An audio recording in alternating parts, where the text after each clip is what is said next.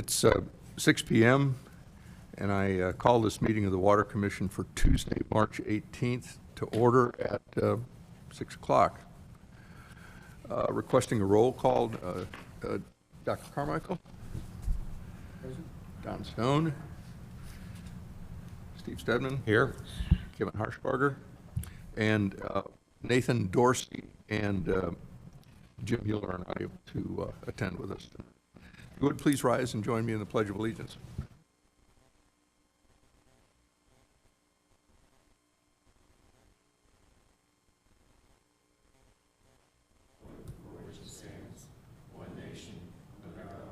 Indivisible, with liberty and justice for all.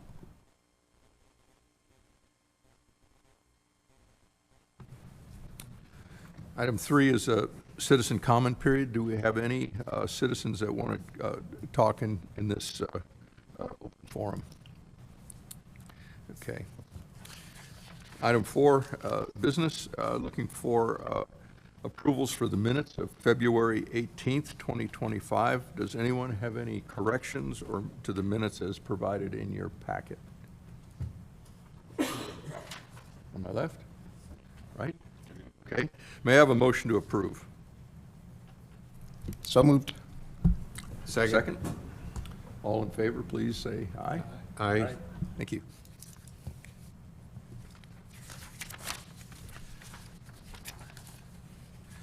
Item B, 1, Utility Department Monthly Activity Report. Stephen, the floor is yours. Thank you. Good evening, Commissioners. For the month of February, we pumped 13.76 acre-feet out of the Edwards with a year-to-date total of 23.58 with available of 587.46. The Edwards is still in stage 4 water restrictions, and we are in stage 2 because we have alternative water source with the Trinity. Out of the Trinity, we pumped 27.55 acre-feet with a year-to-date total of 65.14. All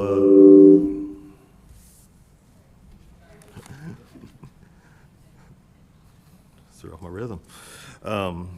All bacteriological samples for the distribution for the month passed, all 28 of them.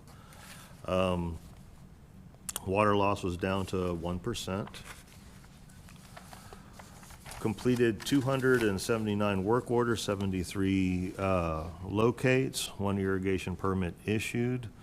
Total portal customers was 891, up 13 from January. Meter daily readability percentage was 99.63% out of 1,641 assigned meters. No main breaks reported. No leak adjustments turned in. New employee certifications and training. Mark Schick received his Class C groundwater license. Ruben Macias placed 13 out of 113 in the equipment rodeo held by the Texas Public Works Association. That's all I have for the Utilities Department report for February. Thank you, Stephen. Any questions from the commission for Stephen? I'll show my ignorance. You've got, we have 1,701 meters read and 1,641 assigned meters. It's probably been answered before. Well, some of them are talking about the 7 versus 1,701.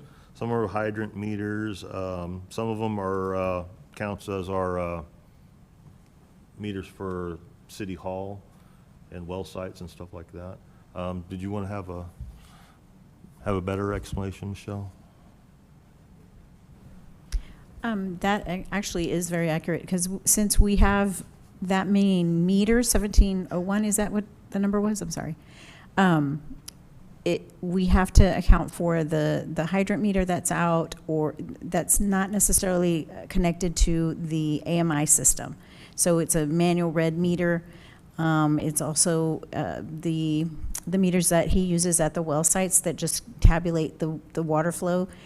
again, that's not it is connected, but it's not part of the accounts that are read on a daily basis or hourly basis. And that's what the assigned meters are for our billing cycle and billing purposes. So we have about 300 some odd meters that are not read for billing.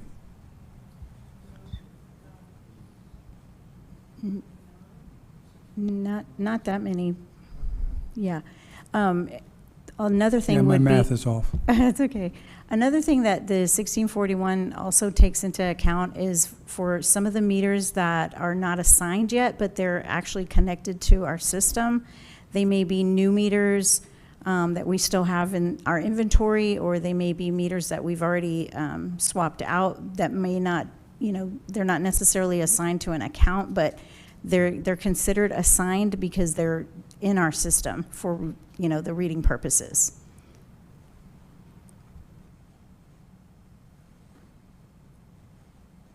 Thank you. Any other questions? I just want to compliment the water loss use is 1%. Looks great. Is there any best practice that seems to be keeping it down? Just catching we're catching a lot of leaks and stuff for, just customer leaks really on AMI, but we drive around and whenever there's a drought or whatever, super green grass in a spot will be like a really quick red flag and we'll jump on it pretty quick. For guys going through and looking at hydrants, there could be a slight leak on a hydrant, and they go through the system quite often, and you'll probably just walk up and hear a hissing or something like that, and they'll flag that as a repair. I think like Ruben was telling me the other day that they did 6 hydrants, I believe. They did some gasket repairs on that got it before they got bad. Well, you guys are doing real good. That's the key thing. The other thing I'd like to recognize is that the total portal customers is just coming up every month, and that's a reflection on the work Michelle and you, Stephen, and your people are just taking the opportunity to present that usage to people. I think a year ago this was in the low 40%, and I think this is somewhat around 50%. The average from the company that operates this, it's around 20%, if I'm not mistaken.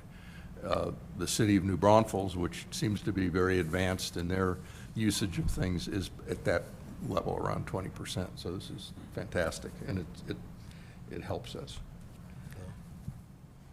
I'd like to also add that some of those meters that are on that, I believe they're some of the island meters throughout the city that are there but just not being used, correct? Yeah, if it's an assigned meter, it's in the AMI system as like a registered meter, and so it's going to either, regardless of whether or not the account is active or if the meter is idle, it's still considered assigned because it's in the AMI system reading, and sending data if it's being used. I know there's quite a bit of islands in the city of Gardner Ridge. Okay, next, item 2, these are items from, that are applicable to us from my notes from the city council meeting, and I'd like to go through these. This is from the March 5th meeting. Nancy Kane, who is retiring from the city, was honored, and March 21st is proclaimed Nancy Kane Day, and today is Nancy's last Water Commission meeting, so.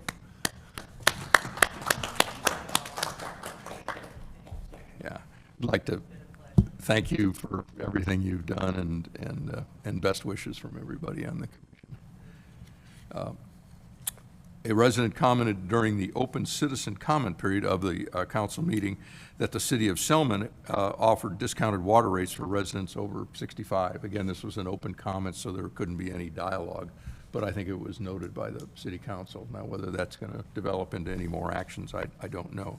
There's an opening for a new city water clerk, at least there was as of when I did my notes, still is, okay. The Vista Ridge Pipeline Interconnect. The Vista Ridge is the pipeline, large line that is a SAWS line that runs near the high school.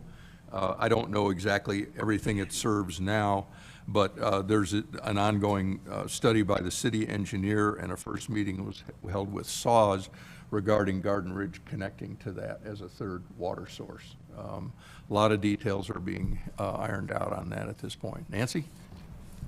It's, at this point in time, SAWS will not entertain it as a third water source for us. It would be an emergency interconnect. So if for some reason we have a problem with our water system and we are not able to produce water, then that's where that would come in as an emergency water source. Okay, thank you. You're welcome. I briefed the city council at the last meeting on the actions we're going to talk about tonight, which is proposed revisions to ordinance 61 and 159, and just sort of a high-level view of the things we're looking at. Our new city manager, Ryan Repley, was introduced, and Ryan's starting tomorrow. Are there any questions or additions from the city staff on these items? Anything else? Okay, thank you. Next would be item 3, which is a discussion of the drought management plan, but I'd like to suggest that we move up the discussion on the request to appeal the water loss adjustment so that we can move that to the front, because I think the ordinance discussion will probably take some time. If the commission doesn't have any objections to that, we'll proceed. Mr. Sassville, you are here. Please free to come up and address the commission. We can give you a hand with the microphone. This is a new system for all of us right now. Pretty high tech. And the floor is yours, sir. Thanks, sir. Commissioners, ladies, congratulations. So, I apologize for the aggressive stapling job on the packet I handed you. You probably didn't need such a big staple for that. So, yourselves, really works. But I wanted to give you that to show you that we were trying to be proactive in contacting the city and handling when we identified that we had a problem. We had multiple leaks in the irrigation system in both the front and the backyard. This has been an ongoing problem with this house, if you will. We have, forgive me if I don't use the right terminology, into the house. They had like 15 L's in there, and basically it broke, so we had to get that replaced. And then we had a burst just after the main into the backflow. Actually, there was a little kid riding on his bicycle that pointed it out to us. Otherwise, we would have never noticed it. So that was repaired quickly at 11 o'clock at night. But as part of the problem was, as we identified these things, got them fixed, we identified additional problems and had to get them fixed. I know the note on the front of the package is a little vague. They're good at irrigation. The administrative stuff, not so much. We try to get better, more itemized receipts from Verdant, but that was an act of futility there. If you'll notice from our water use history, this is extremely inconsistent with what we've been using in the past. So anytime it was running, it was flowing hard and fast because of the leaks, in my humble opinion. But like I said, when we did identify it, we contacted the city, tried to get clarification. A lot of back and forth. The change emails, if you read through the packages, because Michelle actually contacted me on my work email at United Way versus my AMSAS AOL email. And I think that about sums up what I have to say, unless y'all have any questions. Thank you. I'll start on my left. Any questions that, Don, or comments, or, additional information? Okay. Okay. Steve? Yeah, I noted in the package that your system was running twice a week. I guess, how long had that been going on, and when did you notice that? Basically, when we got the bill, is when we realized how they had set the irrigation system. Okay, which was, I guess, when the company came out to repair your leak? Correct. They set your controller at that point? So was this that 1 month that it was running twice a week? As far as I can tell from, the app on my phone, it looks like it was about 2 weeks where it was doing that. Okay. And then the time window, I guess they set that as well? Correct. Okay. All right. I think that's it. Kevin? Yeah, good evening. I think what we're kind of getting at here is trying to clarify the timeline a little bit because there were so many multiple incidents. The one first receipt that's in there was like on January 2nd, I think, and then the email that you sent with an update, the email was sent in early February, but it didn't have the date on the, it had the little like repair the diaphragm and what was wrong. It didn't have the date on that. So could you just clarify how many repairs occurred when versus the timeline? And the reason I'm asking, just to be clear, is from the period from December 19th or so through early January, there were the multiple instances where it was running 2 times a week. So trying to figure out what happened to get it set that way. And then the second issue is the receipt, which should indicate a repair in early January. There's still, it looks to me like evidence of a leak after that. So I'm trying to find out what all happened. So the receipts are not conclusive in the sense that they're not all there. There's, we had them come out several times. Several times it was like, hey, you told us it was fixed. It's still leaking. Come back out and fix it again. So it's hard to nail down a timeline just because they were out there so many times because of the challenge of, like I said, we would identify leaks. Apparently they would fix that. They wouldn't check the rest of the system. Check the rest of the system. It's still leaking. Come back out, then they would fix that. So I don't think I really answered your question, but unfortunately I don't have a good timeline for Well, you, I mean, sir. even if you could approximate it a little bit, like when would they have misset your controller? Because you're basically telling us that they set up the controller. When would that have occurred and why? I think the majority of the work happened mid-December.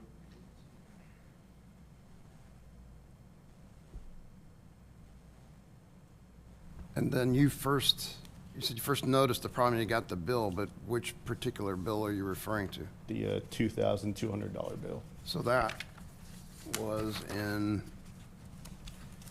you would have got that mid-January, is that correct? Yes. Okay. So when they gave you the receipt on or about January 2nd, was that for the earlier repairs, or do you recall one in between there? Well, it was, hey, can you give us an itemized receipt? They dated it when we requested it. That's where the timeline gets goofy as well. Okay, I mean, that's fine. We're just trying to add detail to what's in That's here. All right, so and then was any additional work done in mid-January or toward the end of January? We did have, so after we got the bill, I started paying more attention to how they had it set up, and I noticed that there was one section that was continuously running at the same time as the rest of the system was.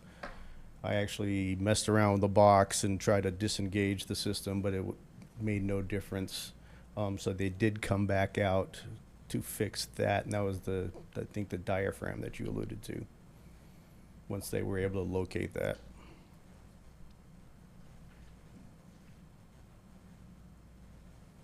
So presumably that was somewhere around the end of January, middle to end?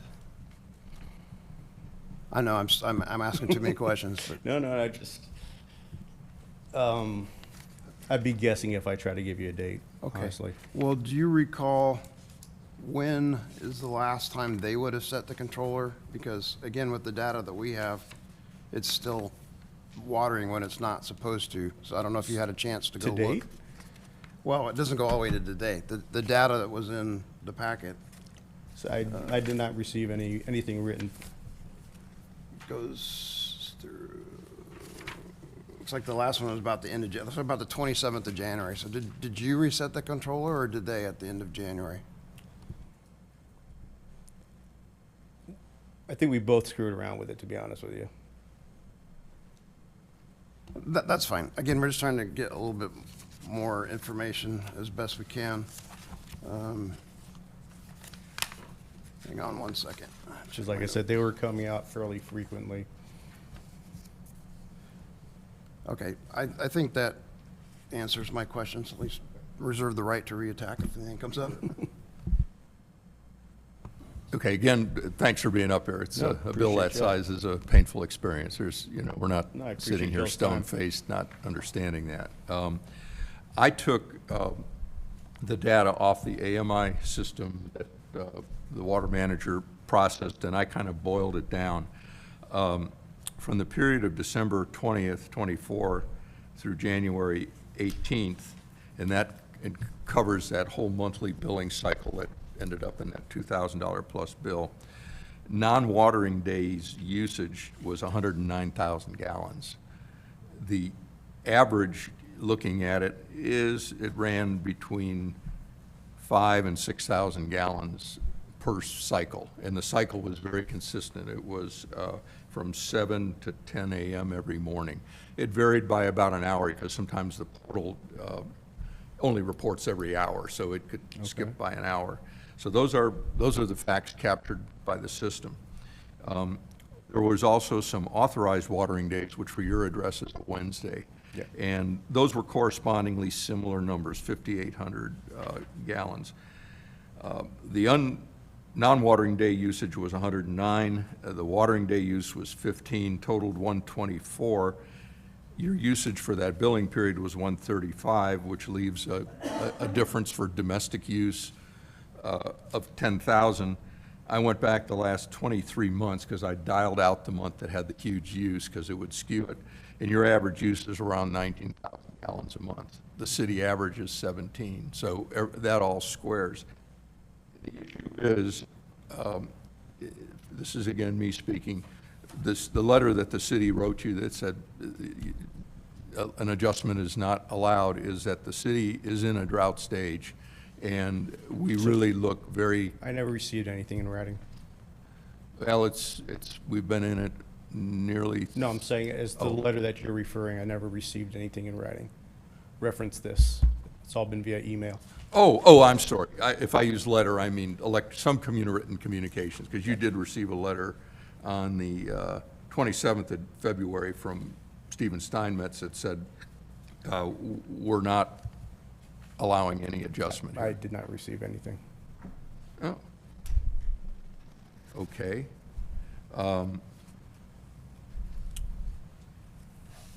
The email address is blanked off, so I can't see that, but it was addressed to you, and it was from Steve.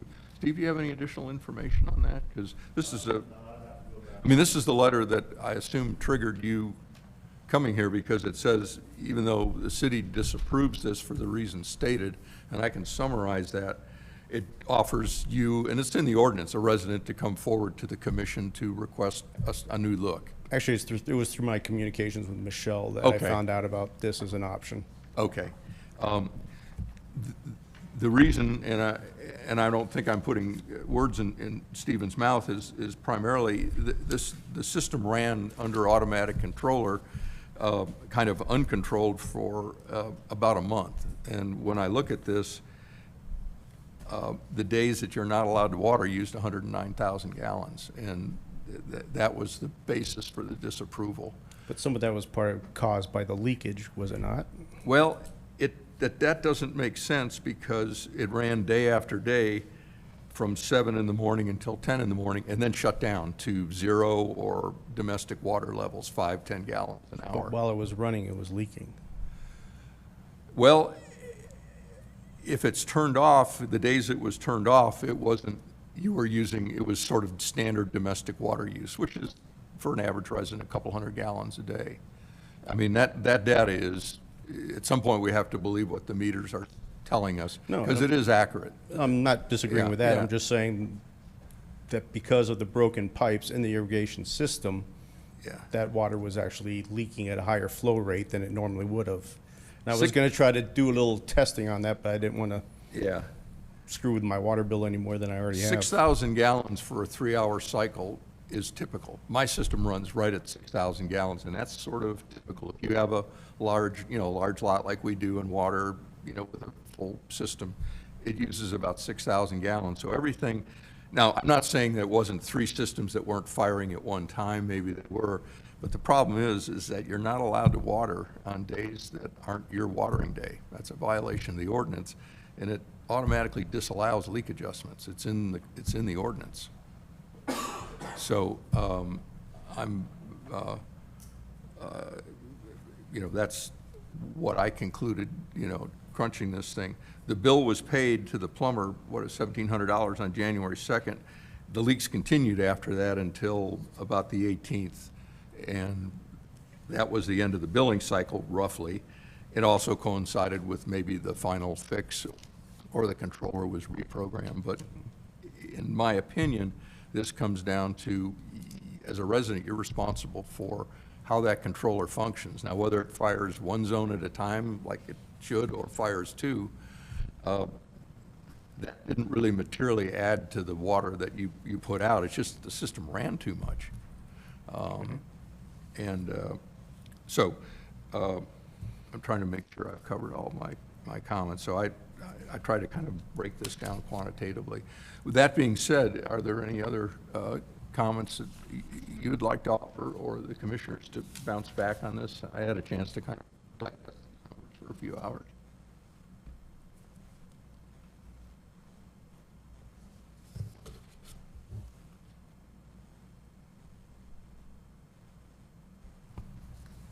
At this point, the commission, I'm going to call for a vote. You have the opportunity to say, okay, I withdraw. If not, we will vote, and the vote will be to sustain the recommendation of the city in this matter. And if we do, that's what I will then go on and present to the city council. They may act differently. We are a recommending body, not an approval body. And if we vote no, then we'll deal with that here in a minute. But that's just to sort of lay out where we sit at this point, just to make sure that we're in good understanding. Okay, I'm not trying to say this is makes it any less painful, but we have to operate by what the ordinances lay out, because it is not infrequent for us to get leak adjustment requests, and we have to go through them and be consistent for the whole community. Just I would hope that y'all take in consideration that it was not intentional negligence on our part. And you can tell from the history of our water usage, Yeah. we're fairly Yeah. principled on how we use the water. Yeah, no, it was clearly an incremental event, but you have access to the portal. You made reference to that, I think, Yeah, I the do. AMI portal. Okay. Okay, at this point, if there's no further discussion, I'd like to ask for a motion. Hey, Stephen? I need to go back and check my email to make sure that it went through, because like I said, it probably would have helped you a little bit more if you didn't get what I sent, like the spreadsheet and everything like that. So I'm going to check to see what email I sent this to. Okay. Thank you. Just to cover that base. Appreciate that. I'll get with you to find out what email that you received, because I think I got Appreciate that. what was on the AMI notifications or I whatever. was kind of shooting in the dark here. Okay. Yeah, I'm sorry if you didn't get it. I did email it to some address that had, I think it had Sassville or something on it. But I'll have to go check to make sure that it went to you. I know it went to Michelle because I CC'd her on it. So let me follow up on that also. Appreciate that. And Michelle, if I could ask, what was the substance of the conversations? You obviously saw the email on the 27th. Did you all end up in some discussion where the contents of this was discussed? Just back and forth, I mean, as far as like what happens after a denial, you know, and explaining that he has the opportunity to come to appeal and come to the Water Commission, and how, you know, that the meeting occurs, and just back and forth on that. Not necessarily, I don't know if it was necessarily on the email discussions, but. Okay. Very helpful, though. But a denial was stated. At some point in the conversation, it was said that this was denied. I Yeah. have to assume so, otherwise, Andrew, you wouldn't be up here tonight. In conversation verbally, Okay, when I talk. okay, okay. You obviously don't have a chance, or maybe haven't ever reviewed the ordinances, but it is in there. Controller malfunction is a specific line item that excludes water loss adjustment. And you just have to take my word on that. That's the fact. Because I don't recall seeing controller specifically, but okay. I'll have to, let me see here.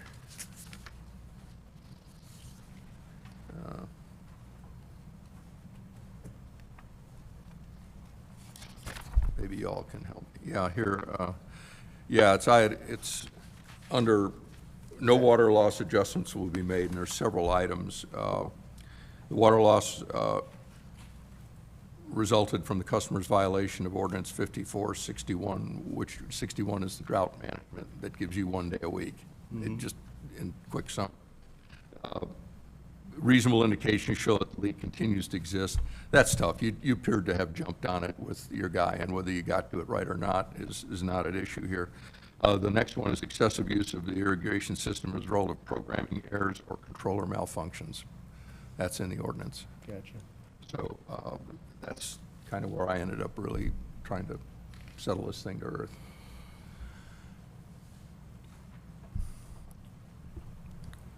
I have a comment. Yeah. Again, process-wise, if I'm reading the note, Stephen's note, sorry, not the note, but I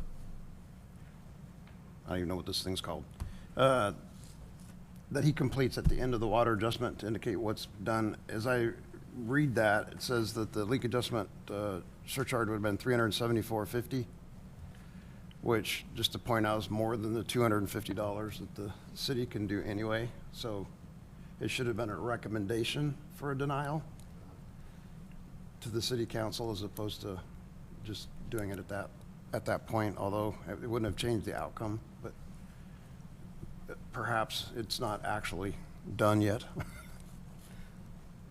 Right, because if it's 200, up to 250, that's the Stephen, up to 500, it's the city manager. And we would recommend to the city manager what the outcome should be. So we might have jumped the gun on that one just a little bit, but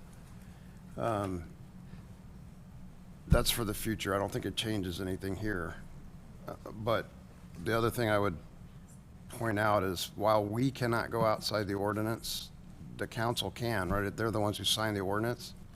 So if you choose to address it further, you always have the right to ask for that, and then you probably won't get the full amount, but you could ask for some hardship relief or something like that. That'd be one option. Another option, based on your testimony, is that your irrigator kind of set you up for failure there with the controller. You might also consider asking them for a little bit of a discount.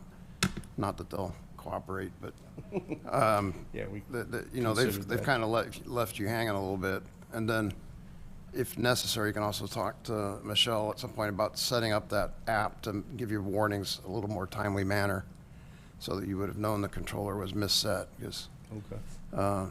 controller is not a leak is the issue. So the fact there was an additional leak, that's the argument you can make to the city council, but the ordinance is going to kind of limit what we can do.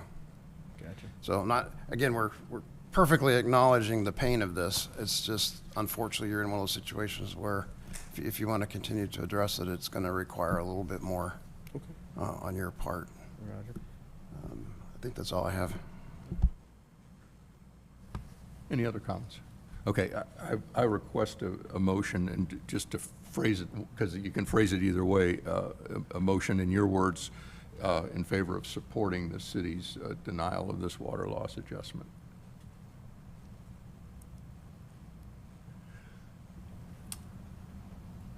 I move that we, as you said, support the city's denial of this water loss adjustment.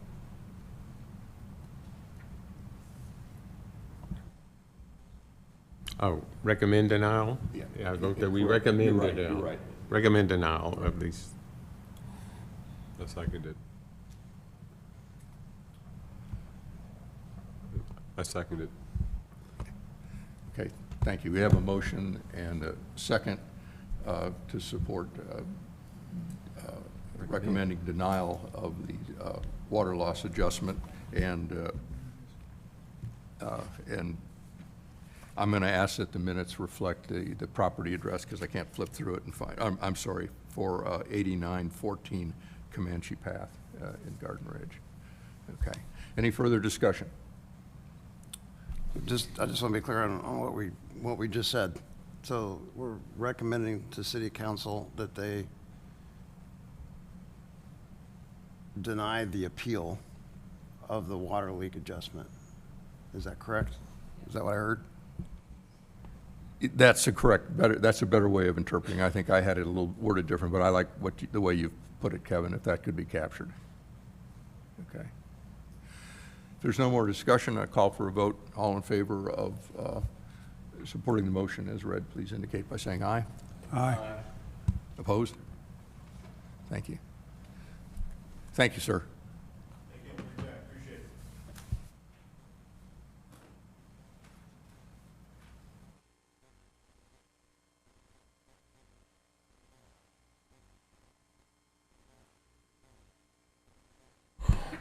Okay, our next item, item 3 in discussions, report, and update is titled Ordinance Number 61 Drought Management Plan. And I'm going to talk for just a bit here, maybe just to give you a quick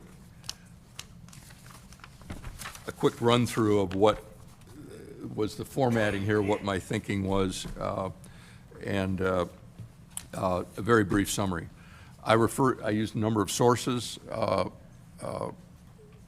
SAWS, New Braunfels, actually met with the conservation manager at New Braunfels Utility. Took the commissioners' talking points. Don, you had some from some time back. Kevin, you had an extensive number that I sat down and I think hopefully checked off. I added definition to support some of the changes and to add certain clarifications. I separated demand reduction due to stages requirements from emergency measures. That was a strong recommendation, and it made a lot of sense as I started working at it, recognizing that decisions by the mayor are based on a variety of factors, not just an Edwards trigger number. Added areas to support the special variance process, which is somewhat at the heart of what this is going to try and accomplish, and tried to clean up the stage requirements, put common things up to the top and streamline and add consistency. The things I did not do is I did not alter intentionally any tier rates or trigger points. I'm pretty clear that I didn't do that. I kept soaker hoses with irrigation systems and sprinklers. They tend to use a lot of water. I have a soaker hose in it, and I've actually measured it out of curiosity, and it'll put out 300 gallons in an hour easy, and it's a 25 or 30 foot hose. I'm certainly open to discussion on that, but I think it's a different class than drip irrigation, and that was, so that, just to give a sense of where that came from.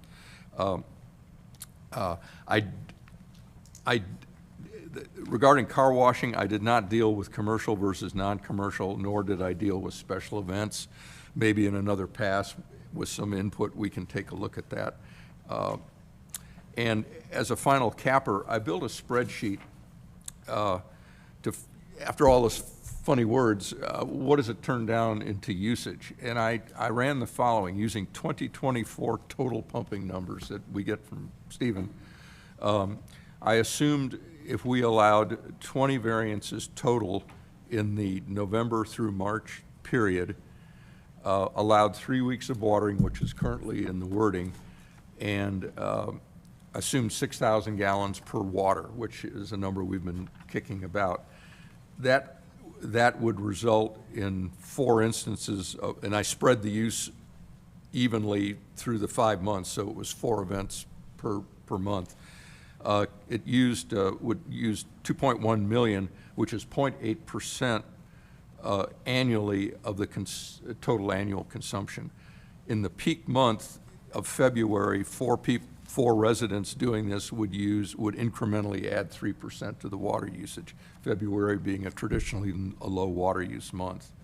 And if you roll this all up annually, it's less than 1% additional incremental water to offer this. For the impervious water washing, AKA pressure washing, I assume 75 people over 12 months using 4,000 gallons per wash, 300,000 gallons total, and it's 0.1% of our total annual water usage. So it's almost minimal, but it's a spreadsheet that with your input I can play with and report back to you. So I tried to actually put a number beyond this because I'm pretty sure the city council is going to know, this all sounds good, what's it going to use? So unless I've screwed up and I've checked this is, I think, pretty accurate. I'm just about done here. Really, at this point, I'll turn it over to you for discussions, suggestions, comments.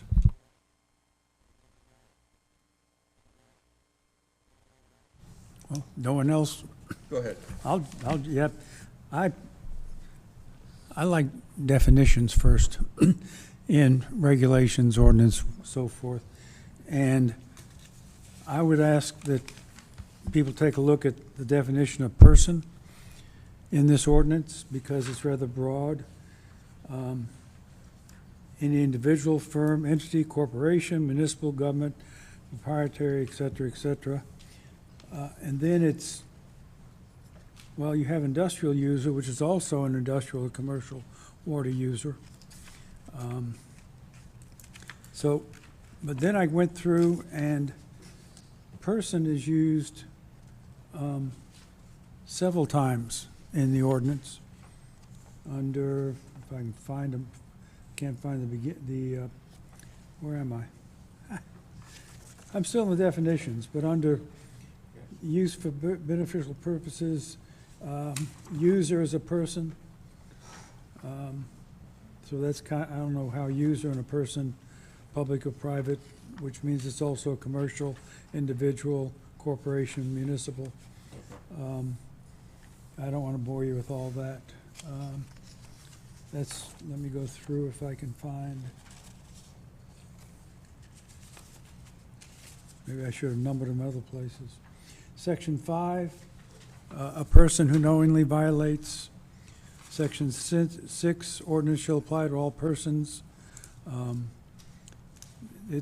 And then states again, person, actually 1, 2, 3, 4 times, 5, 6, 7 times. Reference in section 6, a person, 7, a person. I think we might look at maybe an individual, a definition of an individual, perhaps as a resident who's using a handheld device or something, and separate that one individual from the definition of a person somehow, because person gets kind of deep in here. And that's just my opinion. I could be incorrect. People may think that I'm being picky but that was one thing. And then another, while I'm still rambling,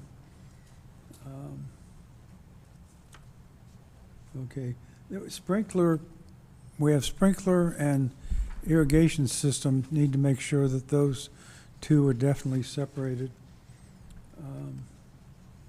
And they are defined as differently. They are. Yeah.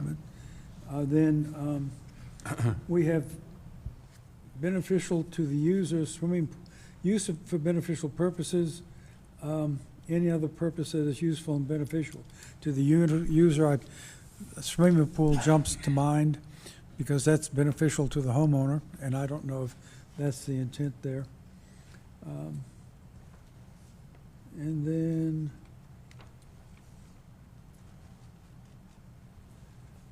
wasting water, quantities necessary. I don't know. Using quantities of, I'm sorry, where am I? Still under definitions, under waste is, and I'm thinking should it be waste is or wasting water or water waste? I don't know. And then I jumped way back,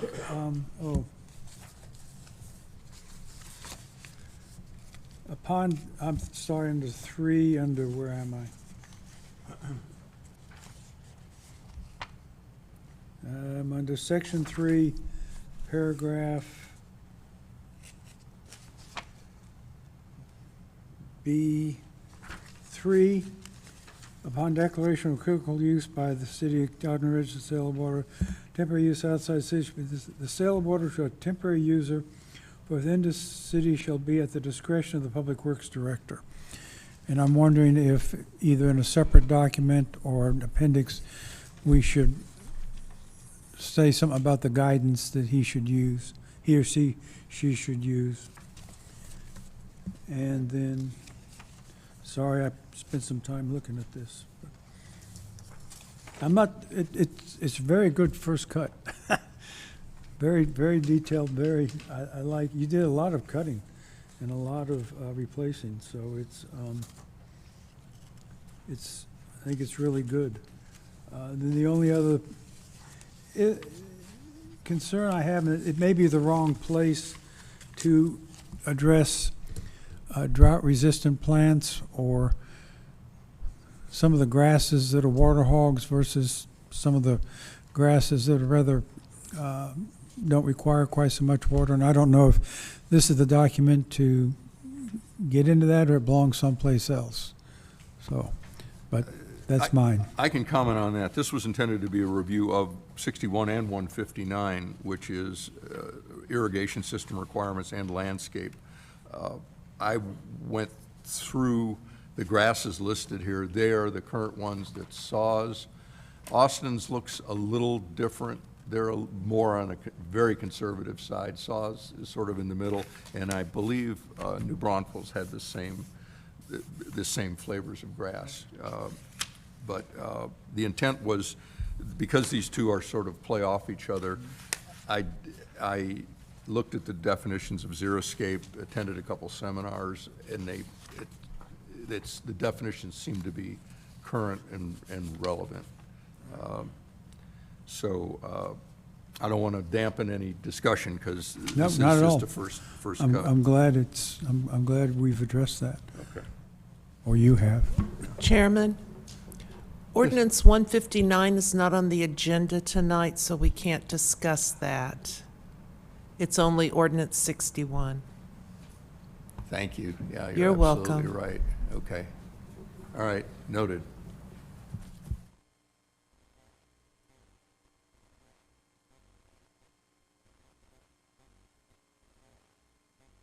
Well, that saves me some work.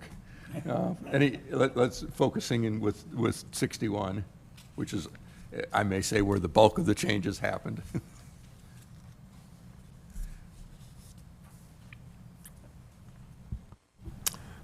So first, kudos to you for taking this on, and I think the cleanup that you've done on this, just structure-wise, is much improved, and it flows much better, and I think will be more readily understood by those that read it, and not have to jump around to find out what the relevant provisions are. I mean, my comments were fairly benign, just making sure that when a defined term was used later in the ordinance, that we capitalize it so we know that it's part of the definitions, the approved definitions. Oh, okay. Like,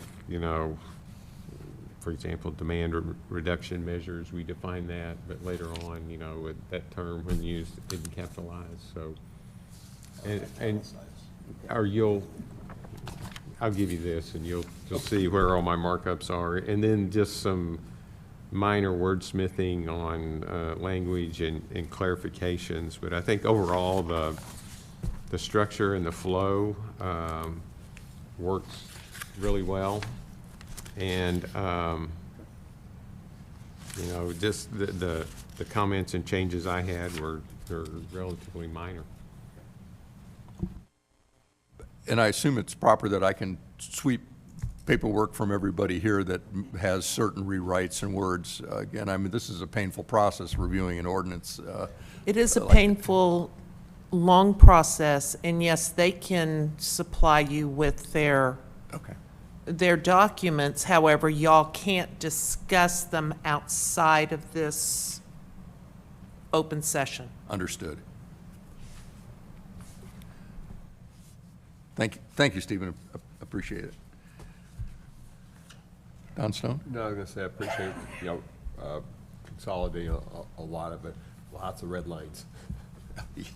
Okay. And then restructuring it. I had the comments, but unfortunately, I can't make the comments because it's on the 159. Okay, yeah, all right. Kevin, to you. I pivoted off of a pretty thorough two-page document that you had some time ago, and I think I either did or did not act on them, but at least I did act on every one of them. It may have been in a different way. Yes, sir. Ditto on the kudos. I'm glad that you took it and I didn't, so thank you. When you, as far as your spreadsheet goes, you mentioned, I'm sure those are pretty good, but I would just note in the assumptions that it's potential additional use, because in many cases, residents are already doing it outside of allowances. So part of what we're doing is simply making it okay and structured, as opposed to something they're feeling they have to do without telling people. So I don't know that it'd be quite that much total additional. You made a comment about not looking at the hours. I think that's been, citizens have brought that several times. I think maybe putting a 1 hour change would not hurt anything. Like, for instance, in the stages where it's 4 a.m. to 8 a.m., I don't think it'd hurt anything to go to 4 a.m. to 9 a.m. and give them at least 1 more hour. That probably wouldn't be terribly controversial. And I know at one point we talked about a bigger adjustment, but that might be a good start and just see what happens. And in previous meetings, we've discussed whether or not we want to look at the whole pool thing. I admitted, my personal opinion is it causes more trouble than it's worth to be there, and we would be better off getting rid of it, but that might not fly. If we want to keep something in there, I do think it needs to have a second step. Like, instead of saying no building permit, just require a second approval prior to filling, so that we can space them out a little bit. But, or do like you did with the landscaping and say you can do it, but not in these months. The whole thing about the building permit process, it just takes too long to be effective. And even if we left that in there, I just don't think it's a good idea to continue this. We'll bring in water from somewhere else. I think that adds more wear and tear and hazard than it helps. I think we'd be better off using our own water for that. My personal opinion. And maybe we can pause on that one, because this one sort of died because I took the wording away. The indication, and I hope I conveyed this, stage 1 and 2, there's no permit a pool, fill it, go for it, splash away. It's only in stage 3 where that I would restrict construction of permits. That's a little bit consistent with how New Braunfels had a much tighter thing, and then they realized didn't make sense to haul water in, all the things that we've sort of wrestled with, and they similarly relaxed it for the lower stages. But I had some questions. I don't know how long the permitting, a permit lasts. That was actually a question I was The gonna have for permits you. are good for a year. Okay. Let me just remind y'all too that when you start getting into stage 3, remember that resident has that surcharge. So Yep. that may be a good cutoff after stage, stage two, don't allow anymore because the resident's already going to be penalized 2 times but- for that usage. Number one, it's their choice, but number two, they may have gotten the permit in stage 2, and they've already got the permit. My problem is the permit is not the thing that should, You're talking the Trigger. timing. yeah, I'm saying Yeah. if we go into stage 3, it should be, you can't fill your pool without some sort of special variance. Yeah, Plan for it. yes. You know, it shouldn't have anything to do with the permit. That's my biggest issue. I understand what you're saying there. Yeah, because, Okay. yeah, or I'm in stage 3, I can't have my permit. Well, it's not gonna be done for 6 months, why are you Well, telling we me now? never know how long we're going to be in stages also. No, I understand. I'm just I saying it'd mean- be better to disconnect it from the permit altogether if, No issuance of pool permits, starting at stage 3. At that point in time, look at the significant impact that is being placed on our Edwards allotment. Okay? And we never know what Trinity's going to do. How long is this going to last? So at that point, at any stage, water is precious, but I think when we get to stage 3, we're in pretty serious drought conditions. Just my 2 cents there. no, that's all fair, and I'm fine with that. Move on, or you still want to talk about it? I wrestled with that one because I felt in the lower stages, it was sort of like analyzing the use of this irrigation water for new planting. It isn't really consequential, but stage 3, either the tiers are enough of a penalty, or I chose the path says you can't do it. I'll go back and look at the issue of timing, because I didn't know how long permits lasted, and we'll wrestle with that a little bit. But the goal was to relieve some of it, but clamp down at some point. But again, that's part of this, besides just cleaning up individual definitions and wording. I want to make sure the flow of this kind of makes sense to all of you. We are loosening requirements and giving more authority to the city and things that I think generally agree with. So I want to make sure, besides the fine points, that it passes the smell test of what we're trying to do here, so to speak. So please continue. Before we get off the pools, I'm sorry.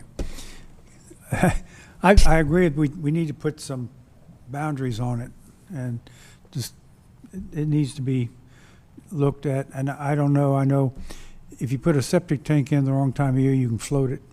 So I don't know if you can you can probably float a pool, if not crack it, so you're going to have some kind of a timeline to make sure that the pool is constructed and filled before we go into another stage, or you have a backup plan.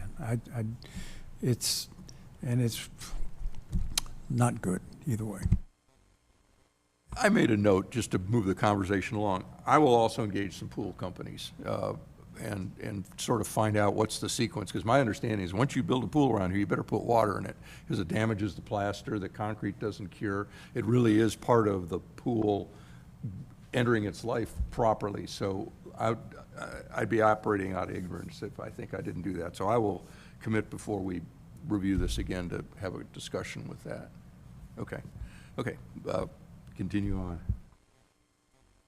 on. Just want to readdress the soaker hose thing, and I'll tell you why.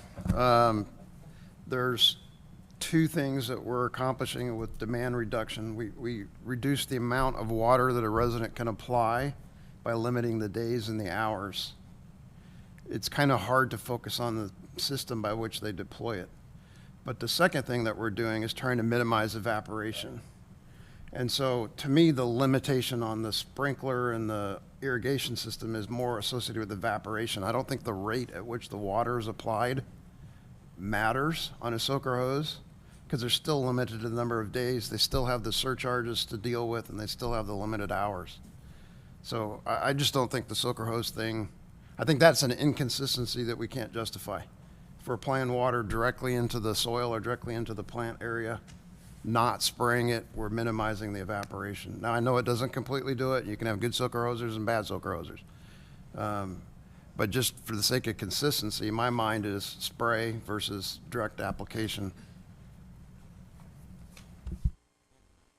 A particular thought how we might carve that out, because originally I had done it, kind of put soaker in with drip, and I thought, my own experience is, they put out a lot of water, and drips, I also have drips, and they don't put out much water, very little.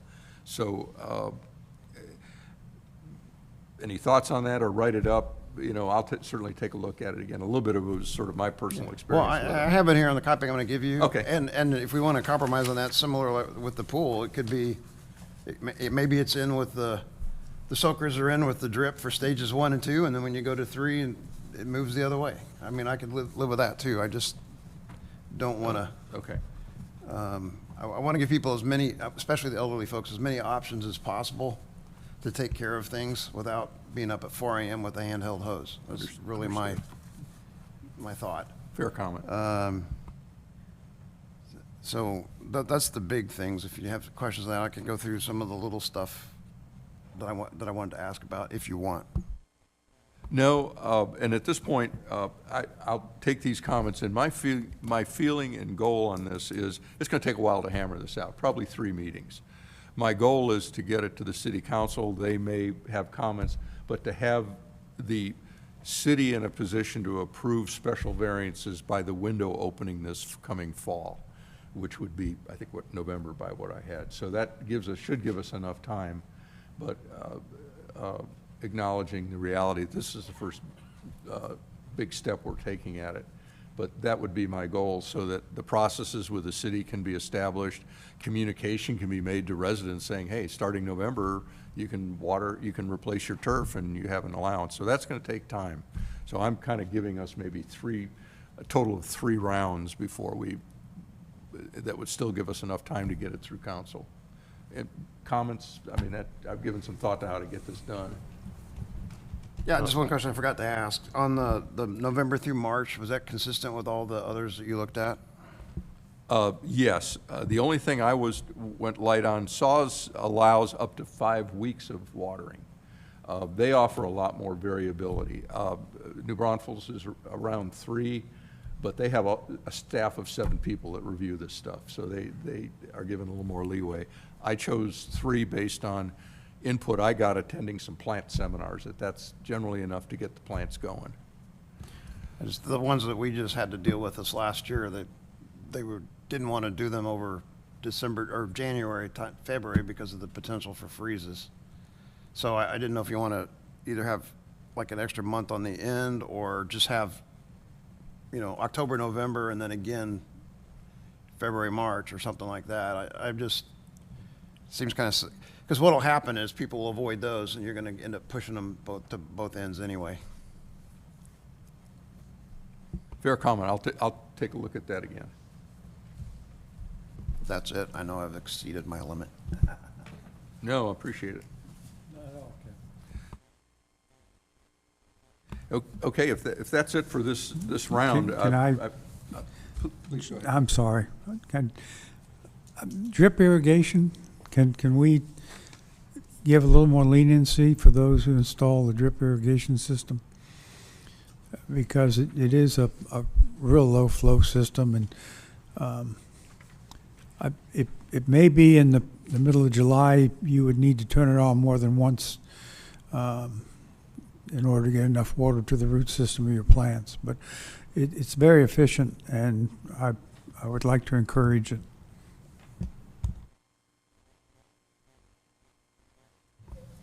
Up through stage 2, drip irrigation, as well as watering with a handheld hose, is permitted 12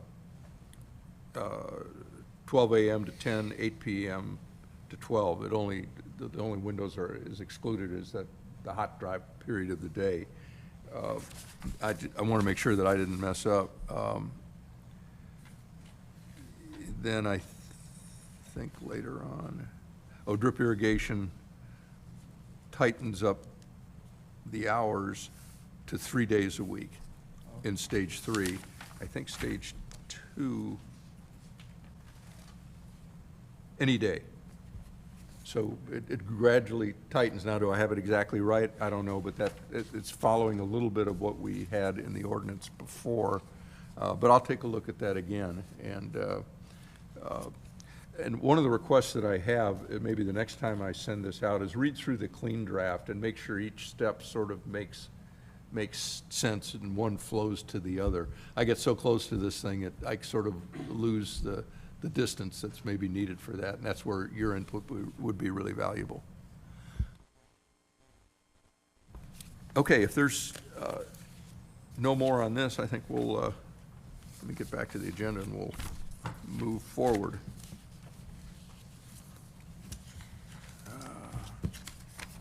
And I've lost the meeting agenda. Yeah. Okay. Lots of paper up here. And really, the next item 4 is a presentation, as requested in the last meeting, of the wastewater tank functions. Just an introduction to what we've got and a little bit how it works. Stephen? Thank you. I made up a little Google map outlining the direction that the sewer line takes. You can see on your screen, one end starts over at Tonkawa Pass, goes all the way down to Naco Loop West, then goes down Naco Loop. And then at the little knuckle right there, you see that green dot, that's the 18,000 gallon collection tank. And then it goes from there. Both ends will basically push water to that collection tank. So it goes on down Naco Loop down to Door Lane, goes down Door Lane, and then it runs parallel with the railroad tracks to underneath the 3009 bridge, where it slightly comes out past that. All the red dots are two-way cleanouts in the manhole, so it's a contained pipe that you can look down in the manhole. I didn't provide those pictures. At the end, it's just going to be an end clean out. So yeah, all these will be, all the sewer will be provided by, the pressure will be provided by a grinder pump whenever someone hooks onto the system, and they'll be responsible for that grinder pump and that tank. Any easements that are added to the to this water line that supply the main force main would be the city's responsibility. Currently, there's nobody hooked up onto it right now, and when somebody does hook up to it, then it'll go to that tank. The tank has a little type of SCADA system on it where there's a dialer that calls us up once it gets to a certain level, and then once it gets to a certain level, we'll call a company to come pump it out and take it to, say, CCMA for disposal. And then there's another picture of the actual tank, Google Earth picture, where it's located at. Behind it's the railroad tracks. To the right of it, it's like the Winco entrance.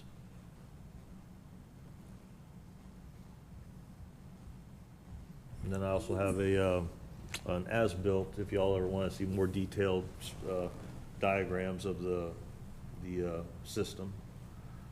Like I said, currently there's nobody hooked up to it, and before that happens, I'd like to get a pressure test on it again, since it's been in the ground for many years, just to make sure we're still good on it.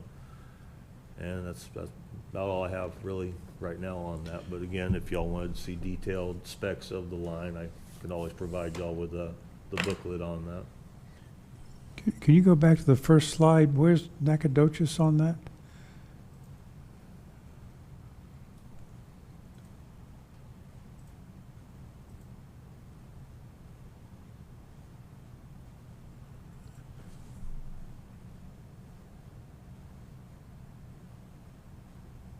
It's roughly 3,000, 3,200 approximate feet of pipe. You see Nacogdoches on No, I don't. it? It sweeps from the top right to the bottom left, the road, and it hooks to the right. Yeah, there you go. Yeah. That's the loop. Take them down to There's Nacogdoches. Yeah. That's Nacogdoches. Okay, now, that's being widened, the whole route. Where did we expect the commercial construction? Whenever we have somebody that gets building in that area, right now, it looks like the Revivals, they're probably gonna be the first people out there, it looks like, and then they would have to get an easement from their neighbor to the property next to them, and then they'd probably end up going straight down to Door Lane, pretty close to where Naco and Door Lane meet to connect into it. Stephen, maybe you could just swirl around where the Revival is looking to be and where that line may run, just FYI. Revival, one of the end parts of the Revival land is right there at Hickory Bend, across the street from Hickory Bend in 2252. So where's Hickory Bend at up there? Hickory Bend. So if you go down and you go to the left a little bit, that land is the Revival.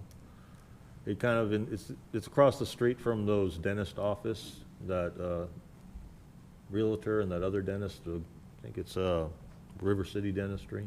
So across the street from those three businesses is the Revival's property.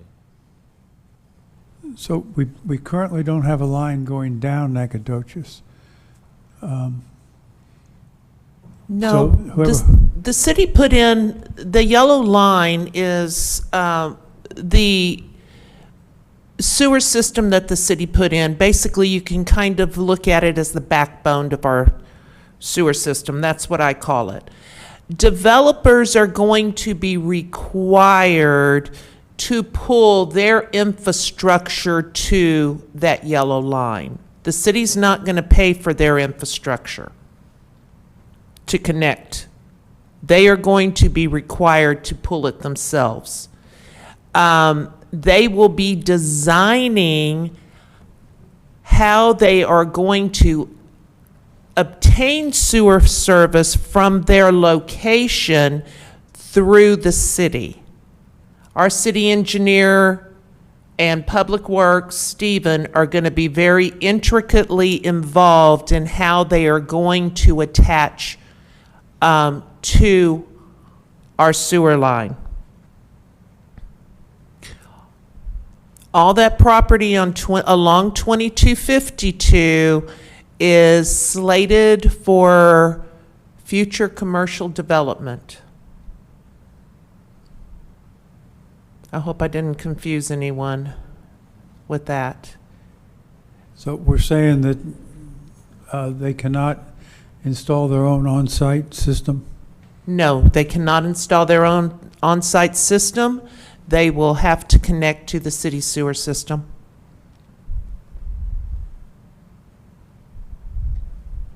They will be required to install grinder pumps that will force it into the system.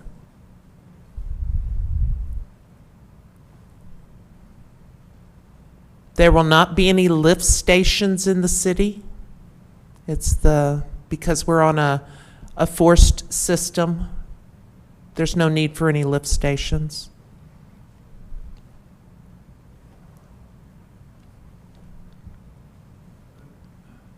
The city's going to be responsible for maintaining that system once someone ties into it. Yes. Yes, that system is the city's system.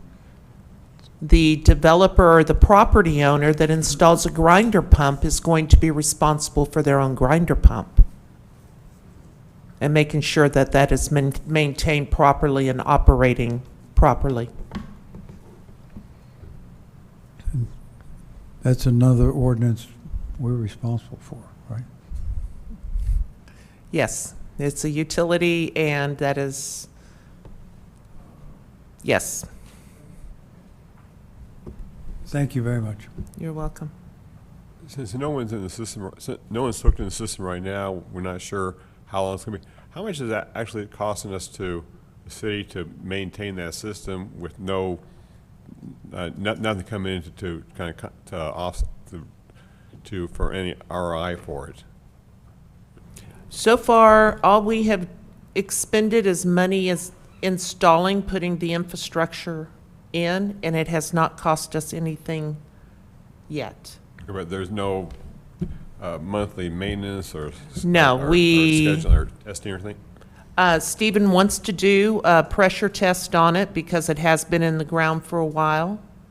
He would like to do that prior to the first customer connecting on to make sure we don't have a problem. The storage tank will have an odorizer unit attached to it once we start utilizing that tank. So at this point in time, the city has not incurred any expenses on that part of the system. Any other questions for Stephen or Nancy? Appreciate the briefing. Okay, if that completes that, the next item is future agenda items. I'll start on my left, and again, I remind you, this is not a discussion. It's just a brief listing of things that you would like to have covered in the next meeting. Ordinance 159? Okay, that was on my list, so we would like to include 159 and 61. Why don't we just put all ordinances down, and then we're covered. 159 and 61, please.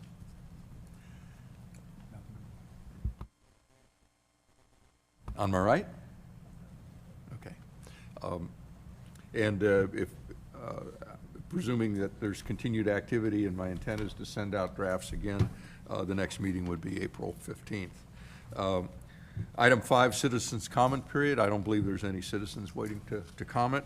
And with that, that completes our agenda, and the meeting is adjourned at 7:16. Thank you. Okay, yeah, let me, So I don't have okay, I'm gonna stack these carefully. And we didn't ask you.